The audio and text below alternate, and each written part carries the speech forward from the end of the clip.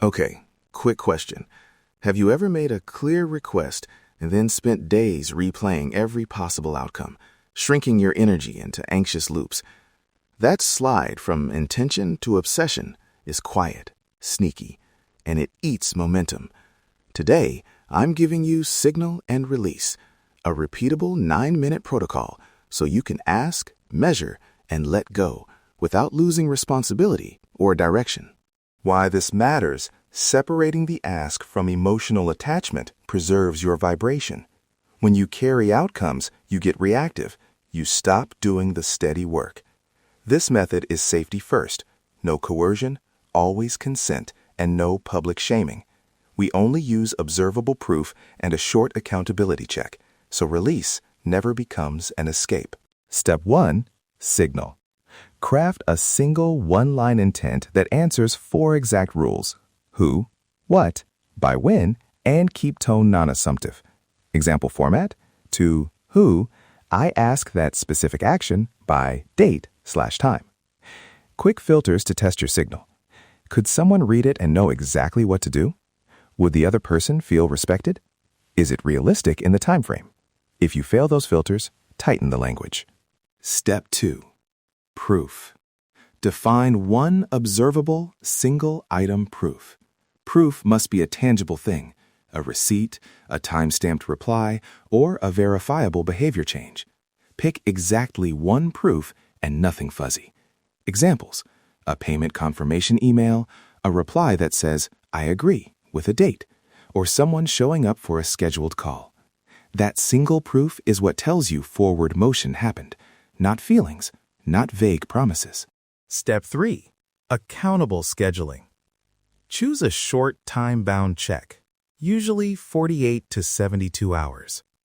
Decide how you'll validate the proof without turning it into a performance. Options: ask one witness, a neutral friend, or log the check privately in your notes with a timestamp. The point is to separate private verification from public drama. Step 4. The release ritual. This is a 60 to 90-second secular, sensory routine to let go of emotional ownership while keeping responsibility intact. You do the ask, you define the proof and the check, then you run the release script. I'll give exact wording and pacing you can use now. I have asked for one-line signal. I will look for this single proof. Exact proof. I will check for proof on date/time and log the result. My job is done now. I release the need to control the outcome. I will focus my energy on the next right action. If the scripted language feels too much, use a simpler tactile anchor.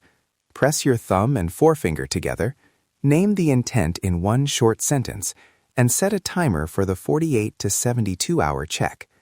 If you notice intense distress, skip the ritual and use a brief grounding breath sequence: 5 slow inhales and long exhales.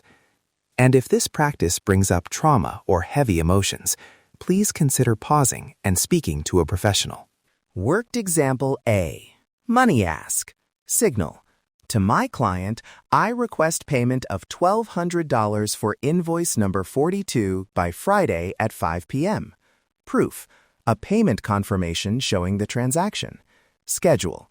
Check the payment status on Saturday morning and log the confirmation in your private ledger, or ask your accountant to confirm. Release phrasing aloud. I have asked for $1,200 and will check for the payment confirmation on Saturday. I release the outcome and return to my priorities. Worked example B. Creative submission. Signal. To the journal editor, I submit my essay titled X by Tuesday and request confirmation of receipt. Proof. A time-stamped receipt email. Schedule. Check 72 hours after submission and log the reply. This prevents overposting or waiting in a loop of hope. You get one clear yes or no proof, and then you move on to the next submission. Common failure modes to watch. Vague signals that leave room for interpretation. doing a release without the accountability step, or weaponizing release as a way to dodge repair when you actually need to follow up and make amends. Course correct by tightening your who, what, by when language, insisting on one observable proof, and honoring the scheduled check, even if it's uncomfortable. The 3-day probe. Run this experiment after your first signal and release. Track 3 conservative metrics. 1. Reactive minutes per day, how long you spend ruminating about the ask. 2. Proof capture rate, did the single proof appear within your check window. And 3. A calm score from 1 to 5 each morning. Minimal logging format, date, signal, proof yes/no, reactive minutes, calm score. The probe helps you measure whether non-attachment actually frees energy. All right, let's do a quick condensed signal and release together now. Choose one small ask you can complete or request today. State it out loud in the one-line format. Define the single proof. Pick a 48-72-hour check time and decide where you'll log the result. Now, say the release phrase. I have asked for signal. I will check for proof on date time. I release the need to control this outcome and return to what I can do next. Good. Notice how your chest and hands change when you truly let go. That micro-shift is the whole point. Go run one signal and release today. Use the 3-day probe to measure your reactive minutes, proof capture, and calm.